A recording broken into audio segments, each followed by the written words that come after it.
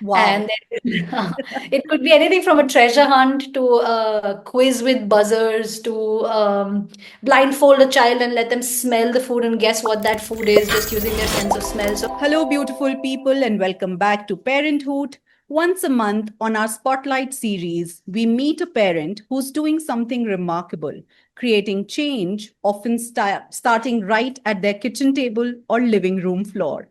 Today's guest swapped the world of Google and Meta for the world of chopping boards and mixing bowls. And she's making a real difference in how children understand food, health, and sustainability.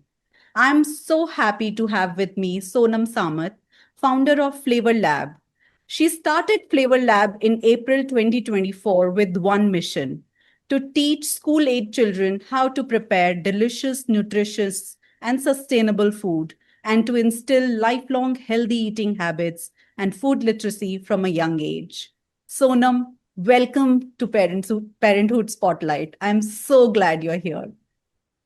thanks, Neha. It's awesome to be here. Let's start with you. For listeners meeting you for the first time, who is Sonam beyond the professional bio? Um, I am who's Sonam. Sonam is a mother who loves Mhm. to cook with her daughter. Wow. And my daughter's now 7, and I've been cooking with her from probably when she was 7 or 8 months old and could barely hold a spatula. I didn't plan to cook with my daughter. I didn't grow up cooking as a child, but it just so happened because we were in a country where we couldn't hire a cook and we didn't have a nanny and there weren't grandparents around. And my husband and I love to cook together, and our daughter was on the countertop and mixing and smelling and tasting. So beyond the bio, I'm someone who is wholeheartedly enjoying motherhood and Mhm. specifically this aspect of sharing an experience with my daughter that both I didn't grow up having and now she has from a Wow. very young age. Wow. And tell us a little about your family, your daughter, your partner, the people who make up your home. Yeah, so I live with my husband who I met about 18 years ago, and we've Wow. been together for the last 13-ish years. We met in college, and with our now 7-year-old daughter, Mhm. Zara, and our almost 9-year-old dog, Molu. So he came Wow. before our daughter. So it's a small family, but we are lucky enough to be in the same city as my parents and my husband's mom. So Zara has both sets of, grandparents to see on birthdays and festivals and for sleepovers, which is something that we really cherish. Nice, nice. And tell me, what's a regular Saturday morning or Sunday morning like in your household? Are you the pancakes and music kind of a family or quiet breakfast and books? Saturdays and Sundays, we're a go out for breakfast kind of family on the Oh, weekend. nice, nice. I wake up at 6 a.m. because my daughter gets on the bus on weekdays at 6:45. So on weekends we like to sleep in a little bit, 7:30, Uh-huh. still a bit early, I guess. Yeah. But then yeah, we mostly don't make breakfast and we make lunches and dinners together. On weekdays, two dinners. But we go out for breakfast. And it's, about once a month, it's even indulgent croissants or waffles or whatnot. So as much as I love healthy eating, it doesn't mean that we don't also enjoy eating and indulging once in a while outside. That's beautiful, beautiful. And if I opened your fridge right now, what would I find? What do you find in my fridge right now? Carrots and beetroots that I need to make pasta with tonight. Aloo beans that was made for yesterday that I'm going to finish up today. Mm, what else? The top shelf of my fridge is always packets of chia seeds and flax seeds and hemp Mhm. seeds and nuts and stuff. Um, yeah, milk and dairy. Nice, nice. And I want to talk about your parenting journey and the kind of influence you've had in your life. Now, when you became a parent, what were some of the values you knew from the beginning that you wanted to pass on to your daughter? Hmm. Um, honestly, I had a primal instinct to want to become a mother at Right. 27, and I had to sort of there was this image, the societal image, especially with friends and all, that this is a little bit young. Yeah. And my husband and I both felt it, and Mm. we were both like, "But, is this too early? Are we ready for it?" And we also always knew we'd want to get a dog. So that's when Molu came in, and we Oh. loved that. And it did make us, right, it didn't make us say, okay, now we're satisfied. It just Mm. made us even more sure that we're ready to be parents of also a human baby. So not long after Molu, we got pregnant. So I don't think there was anything planned along the lines of values that I want to give to my child. But obviously, I wanted her to see a happy home, Mm. parents that love each other and love her, and that genuinely enjoy spending time with her and playing with her and reading with her. And we've kept that alive. Values around. Whether it's around food or around respecting others, the values that we have given her weren't pre-planned. They came more naturally and through learning and through a lot of discussion between my husband and myself as well. At nighttime when she's in bed, we were like, okay, so where are we on this? What should we Right. tell her as a unified force tomorrow? Because a lot of it comes in the moment where you didn't plan that something like this might happen, and you kind of still have to get through the day, and you don't want to speak against what your partner might feel. Yeah. So we wait for a time where we can both discuss it and then have a unified opinion. Yeah. Yeah. Sounds very practical, to hear that. And tell me, did motherhood change your relationship with food? Oh, absolutely, 100%. I did not grow up either cooking nor really eating very healthy food. Like there wasn't as much awareness. I think every parent tries their best, and my parents absolutely tried their best to give us a Yeah. wonderful childhood. But when I look back, I think a lot of the food choices that were made in my home when I was a child aren't ones that we make today. So it did change, but it changed my relationship with food even before my daughter could, let's say, like talk or move or Yeah. be very involved. It was because I had a human being that I wanted to live longer for and eat healthier for and be fitter for, so that I can see myself at 80 still just, caring for her and her children at that point. Yeah. So the values within us shifted in terms of what we ate as well as how we cared for the planet that we're leaving behind for her when we became parents. Yeah. And we started to think about what is organic produce and what is the local food that we have. She was born in America, so we were like exploring what is the local food that's grown here, even if it's not what we have grown up eating, Yeah. and we're having sort of fruits and vegetables here. Let's enjoy that. But also, what is whole grains versus refined grains, and what does sugar really do in our bodies? We started to read a lot about all of that once we became parents, and without us realizing, we started sharing these values with her. Again, unplanned, but because there was a lot of time, and the pandemic amplified the amount of time we got with our daughter in the kitchen. It wasn't just Yeah. one meal a couple of times a week. It was multiple meals on a daily basis that we're making with her. And so we had that time as well as the time on the dinner tables. We'd Right. always eat meals together, we still do, to talk about food. So whatever we were learning, we shared with her. And I realized through that we can instill these values early on.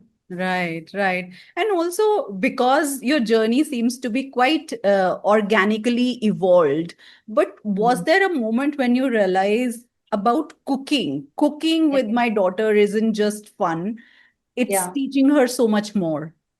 There was. So I could see that, she enjoys cooking with us and we love having her in the kitchen. So that certainly was happening. And we encouraged that some more. And in the US, there was a kids cooking school not too far away from. So we signed her up for cooking classes, like you drop a child for a football class or a music class. We would drop her off at a beautiful studio style kitchen, and she'd spend 3 hours there and come back home Wow. proudly showing us what she made. It was a lot of fun. But she would come back home making things that I wouldn't consider particularly healthy. I was still happy that she's enjoying cooking and she's feeling confident about tools and methods of cooking. But it wasn't things that she would make with us at home. At home, we were making also healthier things. Um, so that's one trigger that made me wonder what would a cooking school that also prioritizes healthy food mean. Hmm. But I kind of didn't explore that trigger too much. The other point in time that made me say, okay, there's something here, was when I was working with Google, and Google had its first round of layoffs. Mm, And I didn't get laid off, and nobody on my team got laid off. So it really shouldn't have affected me, but it did. It moved something in me because it made me feel a little bit replaceable. It made me think about what if I had gotten that email. My husband yeah. and I always knew we'll be coming back to India, but it started to make me realize, well, I could have been forced to come back to India at a time that I didn't plan versus something that I knew I was gonna make happen at a certain time and plan and sell my house there and all of that stuff, right? So it made me feel like, is this really the job I want to have for the rest of my life? It made me ask Mhm. bigger questions like, is the job that I have with Google even making a difference to the world that my daughter is growing up in? Am I moving the needle on anything that truly matters?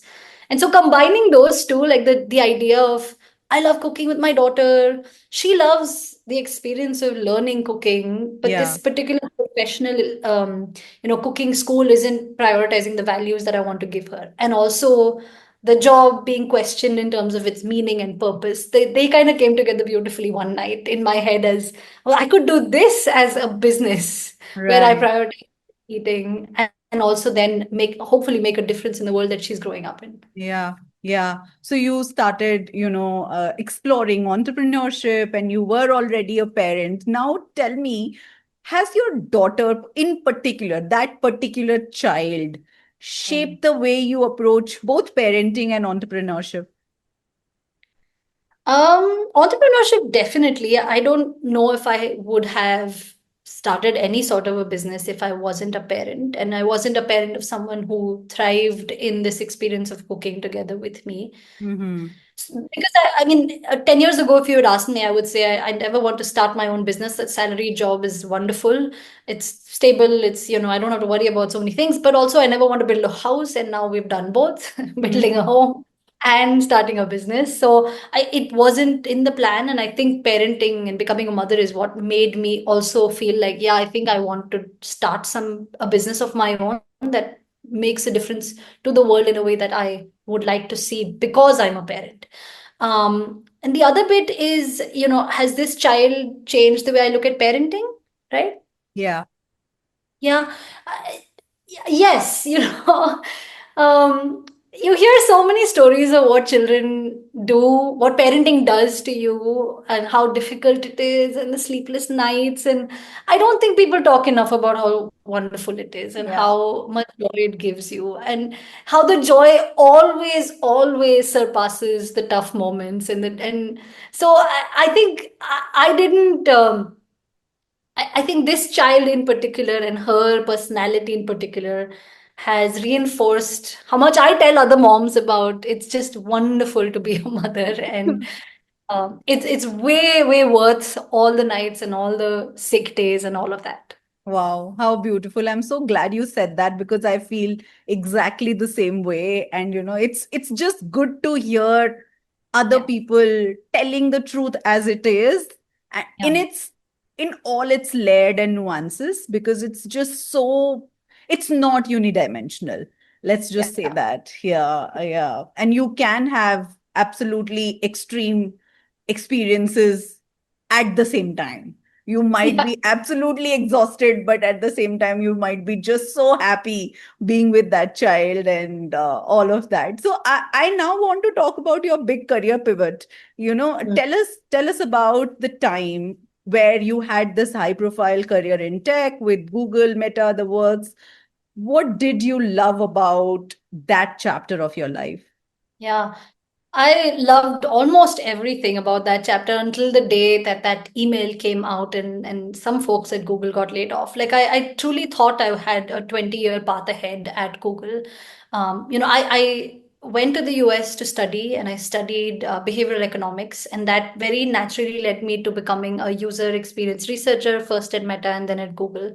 I was in a very specific domain in the ads team studying human behavior around sharing data for ads and online privacy and giving consent and how people felt about targeted ads. It's very niche, but also very relevant to the tech space. Behavioral economics is a nice mix of psychology and economics. So it was deeply intellectually stimulating, and I Right. kept taking that intellectual stimulating aspect as this is my purpose in life. This is what I can see myself and want myself to be doing for the next 20, 30 years. I grew in my role. I, got promoted, became senior, became a manager, started hiring. Thrived as a manager, loved, mentoring and growing other individuals. And it felt like a laid out path, until that day happened where we all woke up and I had pings from colleagues saying, I'm just checking if your account is working, that means you're still an employee Yeah. here. It felt so bizarre that I'm getting a ping just to see if that ping lands in Yeah. my chat box. And again, like, I didn't get laid off and my whole team didn't get laid off, but Yeah. it just shifted something. It shifted something very deep, saying, and I went down these thoughts of introspection around what would happen if I got laid off, if I had that email. And the next day, my manager is telling me about how I'm up for the next promotion. So in the daily meetings, I'm still getting that positive Yeah. reinforcement and kick that this is the best job and I'm doing well. But at night, I'm sitting and thinking, is it really, am I just another clog in this big wheel? And they can probably function without me. And what would it mean personally to my life if something like this would happen to me or my husband? How would we deal with visa and whatnot? And I went through this spiral of initially feeling terrified that I don't know how I would deal with it, because I had my identity tied to this job. I felt so Right. much like I'm a user experience researcher that studies ads privacy, right? So feeling terrified to then saying, I think I'd be okay. I'm resilient. I'll find something else. I'm smart. I can get something else out of it. To a point where I had let myself explore the question of, well, what would I want to do if I could do anything in the world? I felt very lucky that I could explore that question and coming up with this idea of, I love cooking with my daughter. Can we make a cooking school that teaches children about food? So when I went down the journey of first feeling like terrified to being like, I'll do something to, oh, I almost wish I had gotten laid off, because it would have been like, here, take some severance, go follow your dream path and build a cooking school. It Yeah. was really bizarre going through those emotions. And then I still kept the job for a good year and a half, and I started exploring the business idea I had, found internships in the US where they were already teaching children in schools how to cook and about healthy eating through cooking, Mm-hmm. read their lesson plans and said, okay, I think I can do this. Yeah. But was it scary or like nerve-wracking to leave something so established for something so completely new? I don't think I'd use the word scary. I also had a lot of people tell me, "Oh, you're so brave," and I didn't feel brave. So those are two words that I didn't associate very. I still don't. I don't think I'd use the word scary or brave. It was high emotions for sure, and Mm-hmm. sometimes it's hard to put a word to that emotion. But it was a lot of relief and joy, because like I said, I kept the job for a while, living this dichotomy of. Previously, this was my identity, my job was my goal, but now I was living this dichotomy of, I'm doing this job and it's fun, but it might not be what I want to keep doing. And I have this beautiful idea simmering in my head, and I'm exploring evenings and weekends and doing these internships. So this dichotomy, and so I think the day that I announced, and sort of then the weeks after that, it felt relief because I no longer needed to live that dichotomy. I could tell my colleagues about the idea, and they obviously encouraged me. And it also felt wonderful to get a farewell at a time where still they were having layoffs and people were finding out they don't have a job by email, versus people giving me flowers on my last day. It just felt really nice. So yeah, I don't think scary or being brave are words that I would associate. Yeah. You talked about colleagues, but how did friends and family react when you said you were starting this new venture? Yeah, a whole mixed bag. A lot of friends and family being super, super supportive, and finding the idea and the mission so beautiful, but also some just being confused. Are you sure you want to do this? Are you sure you want to leave that big paycheck and that really reputable company? Even my dad, to some extent, it was like he never stopped me. He never would. He's not that sort of person. But it took a little bit of like me explaining what is it that this new idea is, a few times until and then he got it, and it's beautiful to also see how my mom and dad are changing their food habits because of what I'm now teaching the Wow. younger generation. So yeah, it was a mixed bag, but mostly a lot of support, a lot of encouragement, and a lot of like, I wish I could take the step that you're taking someday. Wow. And let's talk about Flavor Lab now. For Yeah. someone who's never heard of it, what is it in your own words? Flavor Lab teaches children how to cook delicious, nutritious, and sustainable food. And we Mhm. do this through in-person workshops. So it's very sensory and very hands-on. We have workshops where children learn about healthy eating, sustainable food practices, but through the medium of cooking. So they're always mixing and mashing and blending and kneading and smelling and tasting in our classes, or they're playing food games. So we love incorporating fun through games. I wanted to break this concept of healthy is boring, break that Yeah. association of healthy and boring by infusing fun into healthy eating. So in every workshop that we do, there's always a food game. We call it a snacktivity. Wow. And then, it could be anything from a treasure hunt to a quiz with buzzers to blindfold a child and let them smell the food and guess what that food is just using their sense of smell. So a whole range of things, but making sure that the next on my list of food games I want to build is a spinny wheel that Yeah. spins, and the child would spin it and they'll land on an ingredient, and we have to use that in whatever recipe we're making. So we're Wow. trying to come up with really fun ideas to make healthy cooking super, super fun. Right. And why the name Flavor Lab? A good question. So two reasons. One is the flavor in the lab. There are specific reasons. I have three words that I associate my mission with: delicious, nutritious, and sustainable. Right? It Right. needs to be yummy. It needs to be healthy. It needs to be good for the planet.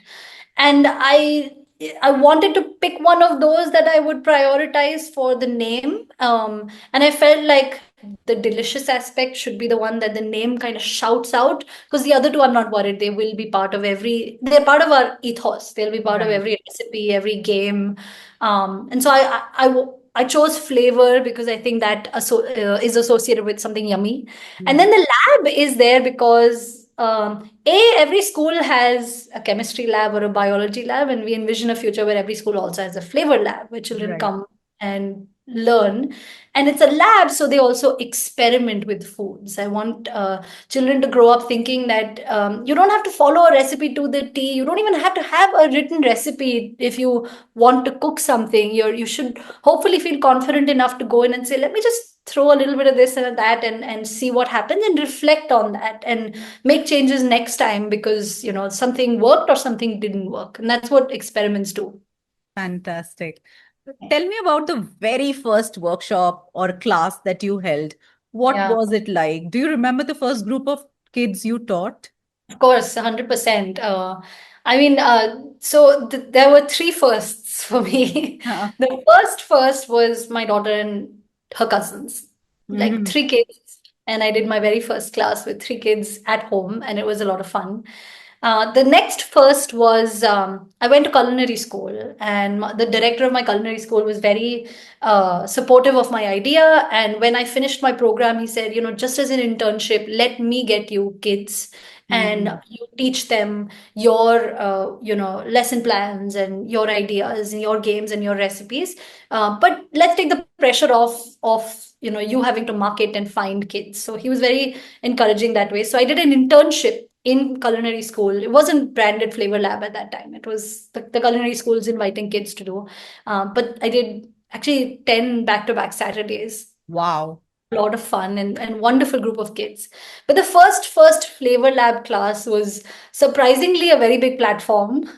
It was at the Hyderabad Lit Fest, the Hyderabad Literary Fest, back in January. And I shot out an email, not expecting any sort of response, that said, hey, this is what I do, and I'd love to be part of Hyderabad Lit Fest. And, I hadn't done anything Flavor Lab at that point. So I really didn't think this would work. The last few years, they've had wonderful chefs come in and teach adults and children cooking, because this literary fest really celebrates also culinary arts. And I said, I'm not going to stand up to those, but what's the harm? And they got back and they got Wow. me on. And I do remember the first set of kids. We did Eat the Rainbow, and we had to work around the physical space that they had. So the kids were also going from one place where we did a discussion based learning to another physical, there was movement involved, which worked beautifully to make the food rainbow, and then coming back because the plug point was there to make our rainbow smoothie with the blender, and everyone had a great time, including me.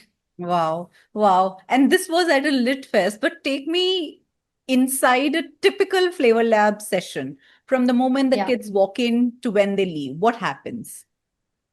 Yeah, so we serve kids in the age range of 7 to 12. Uh-huh. And we've done younger as well. We're open to doing like younger kids as well, but our material is perfectly suited for the age group of 7 to 12.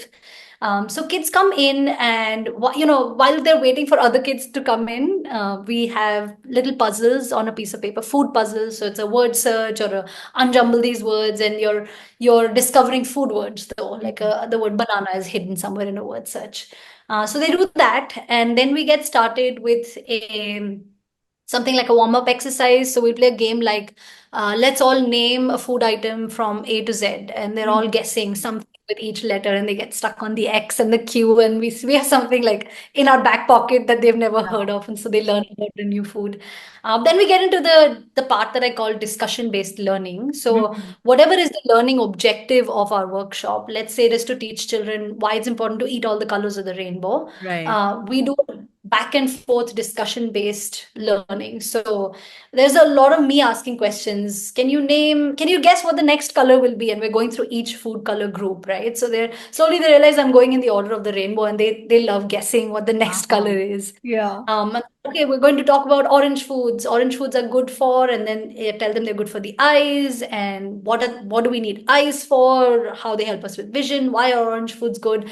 And then they're guessing fruits and vegetables that are orange in color. And then we don't do screens, but we go with paper printouts. So I'm like, okay, now Right. I'm going to show you a page with pictures of orange foods and shout out anyone that you haven't yet guessed. And so they love that excitement of, well, I've already said carrots, but wait, there's pumpkin. Yes, pumpkin's orange too. Yeah. Um, so we do the discussion-based learning, and then we go into our food game or snack activity. So with the rainbow class, there's a chart paper with a rainbow drawn on it.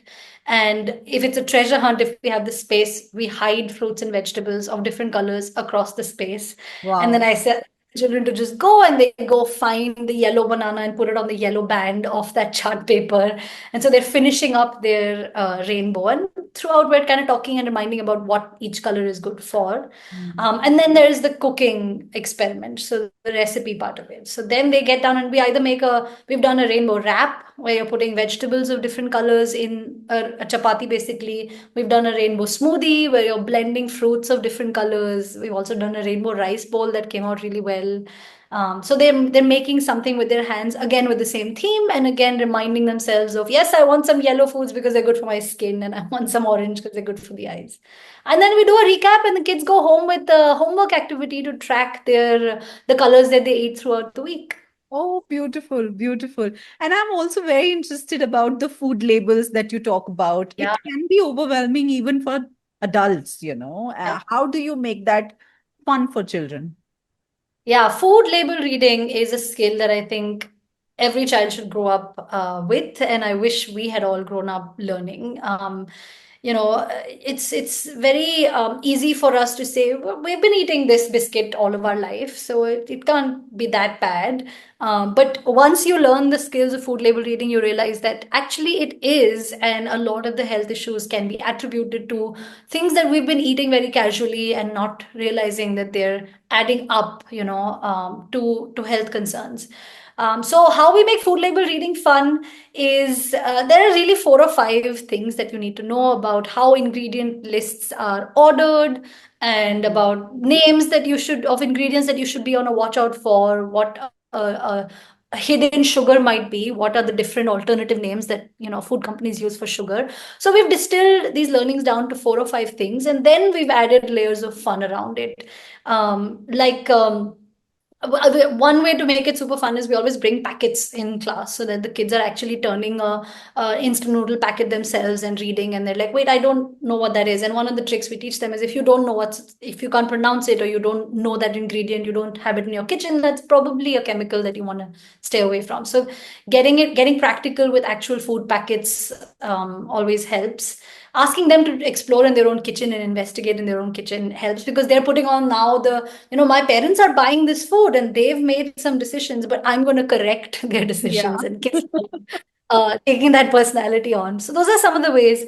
I want to give a quick shout out, because I think a company that's doing phenomenal work with food label reading isn't so much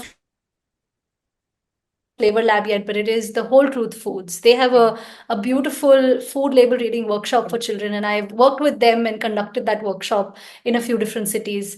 And they're making it super, super fun, because kids kind of then take 2 hours, and it's like a whole skit where they're visiting a pretend grocery store and exploring pretend biscuit packets and chips packets. And they have a magnifying glass because they put on the personality of a food and beverage investigator. And so they're like, I'm going to zoom into this box and see what the ingredients are and catch the jhoot. And it's super, super fun. And I hope and aspire to work with them with Flavor Lab as well, and integrate that into our curriculum. Beautiful, beautiful. And you know what I'm also very excited by? That's something that I read. I love that you include gender equity in the curriculum as well. How do you approach that in the kitchen space? Yeah, cooking has for the longest time been a woman's job, unfortunately, in not just in India, the world over. I think it's well beyond time that we correct that. And I feel so, so proud that in our home, my husband cooks a little bit more than I do, and he's actually a better cook than I am, even if I'm the one that's gone to culinary school. And I love that our daughter sees that, right? So I Mm. would hope that if it is, hopefully, some of our generation is already breaking those barriers, with more men wanting to and actually going forward with being in the kitchen and helping out and cooking. But with Flavor Lab, if you think about a school where there is a physical space Flavor Lab, we're not only going to be getting girls in that room and not getting, then the boys go to sports class. That's not how it works, right? When there's a Flavor Lab class, the whole class will come Yeah. to this room, and boys and girls will learn just in the same way. I'm hoping to have guest chefs come in, which will be a mix of boys and girls that have made big careers in the space of culinary arts. And hopefully, so then they have a role model to look up to, that is, of both genders. And then I really hope that once that generation is older and is has their own children, they've normalized it so Yeah. much that there are even more fathers cooking, and therefore at home as well they're getting the same exposure that we hope to give in schools to boys. Yeah, yeah, fantastic. And I want to now talk about impact on kids and families that, Flavor Lab is having or you're hoping to have. Yeah. Talk about what kind of changes have you seen in the children who have attended your classes or who do attend your classes? Yeah, so obviously it's still early days, but one thing that I know I hear always is the class is super fun. So like if there's a parent listening to this, I sorry, if there's a parent listening to this, I'd really want them to understand that it's 1.5 hours of fun Mm. packed into this workshop. And if that is the only reason they bring their child there, that itself is enough, because the rest of it is my job. Yeah, But beyond that, we're really tackling so many different things around picky eating, or kids not wanting to eat enough vegetables, fiber. We hear about parents telling us that my child doesn't eat any fruits. Now, that's a mm, whole food group that has been eliminated from a child's diet, and it could lead to, micro deficiencies, micronutrient deficiencies. And that's something that I strongly believe we can fix with food education. I yeah, strongly believe that children will eat the food if they make it themselves. And therefore, children will eat healthier food if they make it themselves. And you scroll on Instagram and you see, oh, your child doesn't eat fruits, just present it to them in these cute cookie cutter shapes. Yes, definitely do that. I'm not saying don't do that. But can you imagine the impact that a child has if they're the ones taking a little heart-shaped cookie cutter and putting it into dragon fruit and realizing that it looks so beautiful when you make a little heart-shaped, slice of dragon fruit, and therefore be more open to trying it. So in terms of impact, and there is research globally that has shown this, that when children get more involved in cooking, they eat healthier foods. They're more likely to reach out for fruits and vegetables. They're more likely to influence their peers and even their parents to eat healthier Yeah. foods. So that's the real impact that we're going after. And then, of course, there is the awareness of sustainable ingredients as well baked into it. So what is it that grows locally here that's better for the soil health? What does organic really mean? What does ethically sourced mean in terms of food? So that we're raising a generation of soon to be adults that are food wise and aware of what the different ingredients that they put in their body do to their body as well as to the planet. Yeah, yeah, yeah. And have you ever had any parent come back to you and say, my child is doing this at home now? Mhm.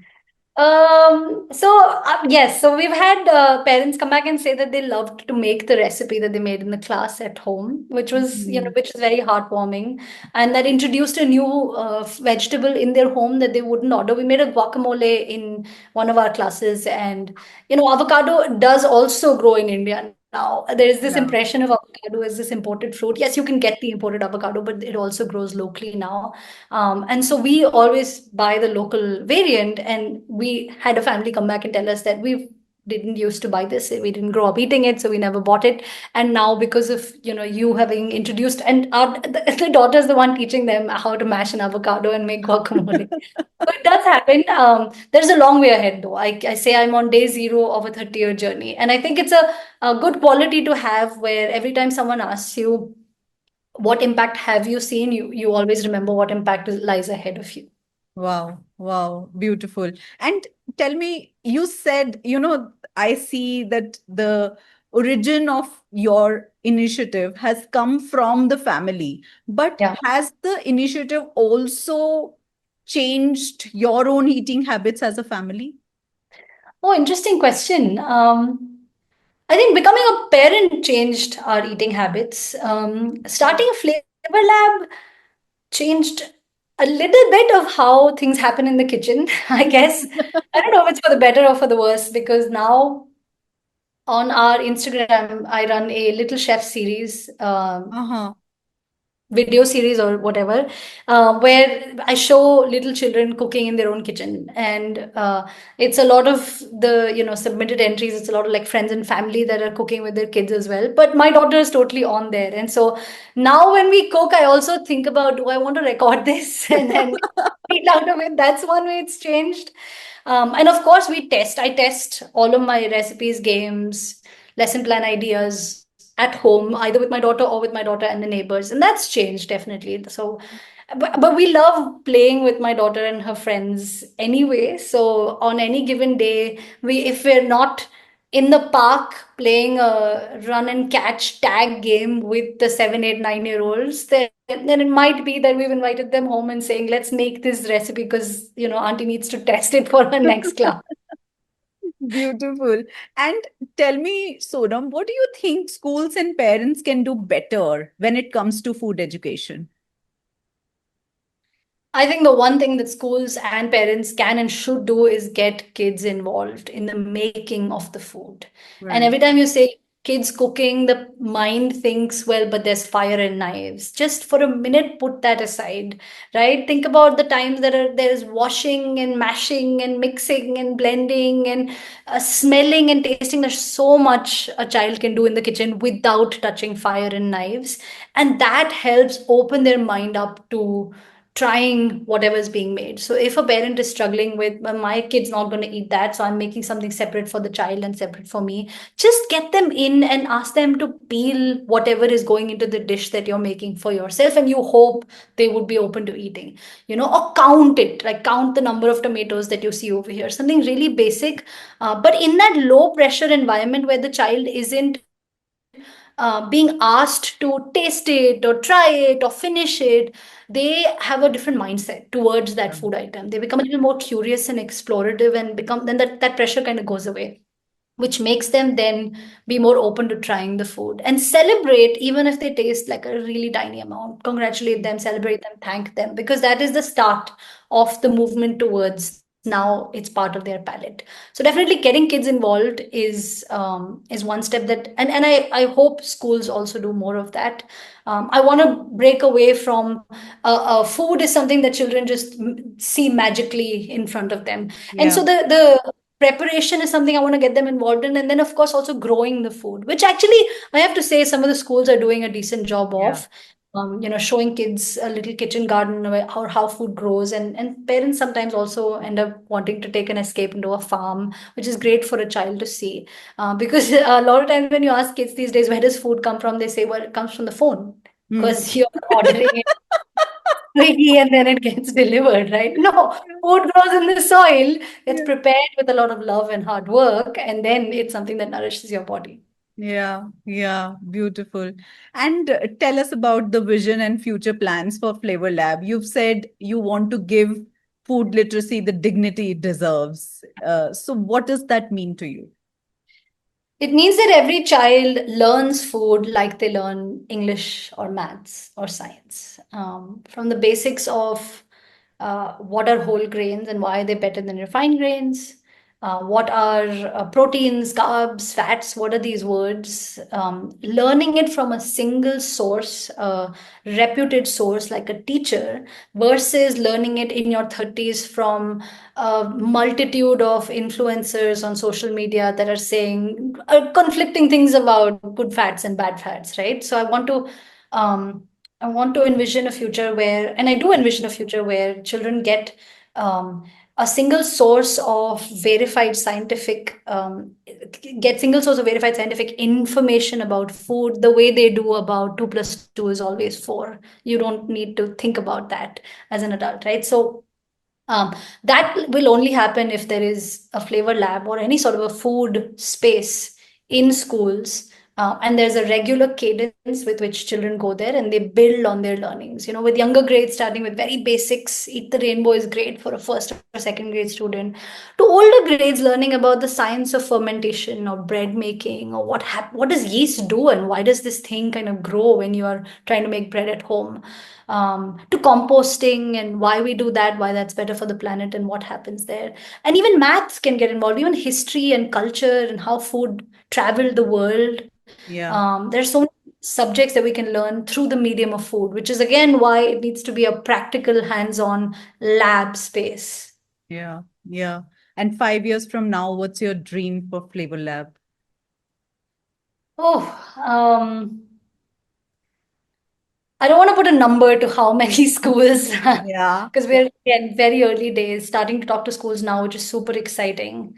But I hope 5 years from now, we are in a bunch of schools across the country and touching the lives of many, many children. I hope I can sustain an in-school scaling up as well as out of school, Mhm. to reach more children. And I really hope to broaden the scope of finding a business model where perhaps the more premium schools help us sustain, and then we can also provide flavor lab services to the not so premium schools at a lower price, because food literacy should be something that everyone gets at school.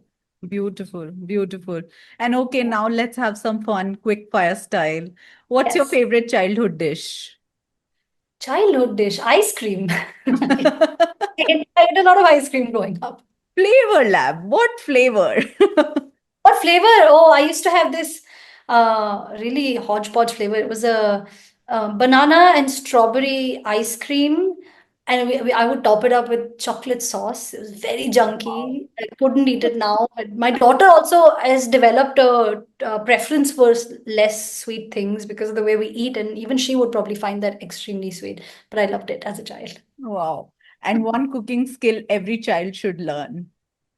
Oh, one cooking skill every child should learn. Hmm. I think older kids should learn how to hold a knife and chop. Hmm. I know parents worry about knives and fire, and with younger kids, we always do no fire, no knives. But your child, if they're playing sports, they're going to hurt their knee at some point. So there is going to be Yeah. a little bit of injury, and you kind of expect that and still want it. So same way, I think in a safe space with the right supervision, I would love to teach eighth, ninth graders how to hold a knife and properly chop. So they're not they're not learning it the way I did from YouTube and trying to like work my way around and probably hurting myself more than I would have if I had learned it the right way. Yeah. On that note, a kitchen disaster story. Oh, so many. I have like I would say about a 70% hit rate. I love trying new recipes and making my own additions and my own flavor twist to it. And 30% of them don't work out. I made a birthday cake for my sister-in-law once. Of course, made it healthier than the Instagram video showed. So added a little bit too much of other stuff, and it was quite dense and not pleasant. And you know what?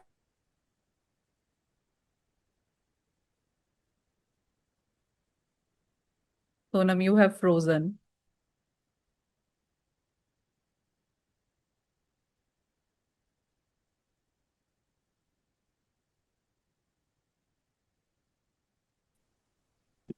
Oh, I Sorry. think I lost. Are you back? Yeah, yeah. I think I lost you and you lost me. I don't know what happened, either of those. But yeah, you were telling us about the cake that you made for your sister-in-law, made healthier than it should have been. Yes, and it didn't taste all that nice. It was the taste was okay. The texture was not on point.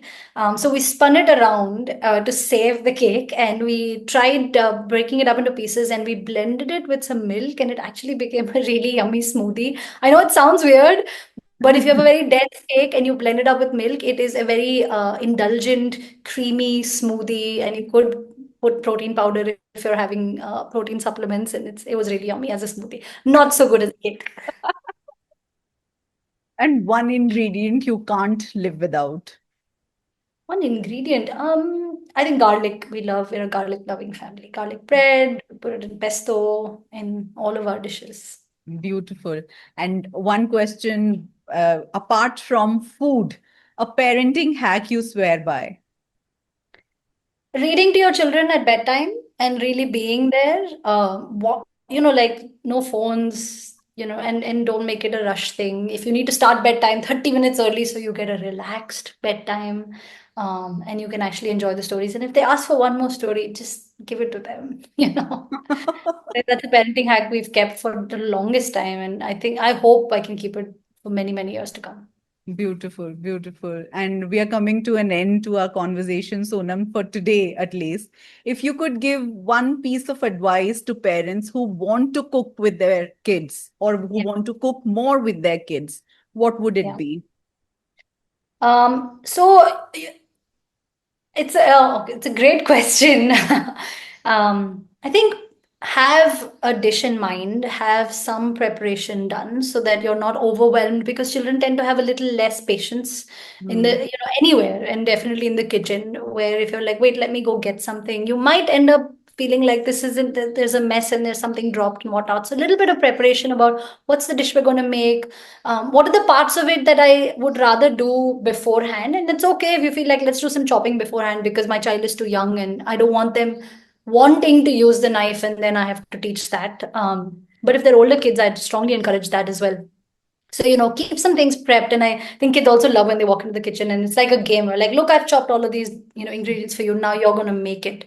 And then let them decide, what to put and give them some guidance and let them make them feel like they're active in the recipe decision making. So if they're like, can I put some of that? Yes, let's try some of that, or let's put a little less, whatever your preference is. So yeah, keep a little bit of prep done and let it be a little free flow as well. I love how you speak about food because it's so evocative. Like, I could really, when you were telling me this, I could really picture myself in the kitchen with my son standing over there and both of us deciding what to cook and put little pieces and, all of that. So I really, really love how visual and evocative your articulation is. And Sonam, thank you. Thank you so much for sharing your journey, your warmth, your vision with us today. You're showing us that cooking isn't just about recipes, it's also about connection, values, and change. Thank you for being here with us today. Thank you for having me, Neha. It's been wonderful talking to you, and I've loved your podcast. So thank you for inviting me to it. Thank you. And to everyone listening, thank you for joining us on this spotlight episode of Parenthood. If you enjoyed this conversation, please share with a friend, subscribe to the show, and leave us a review. Until next time, here's to raising children and raising change.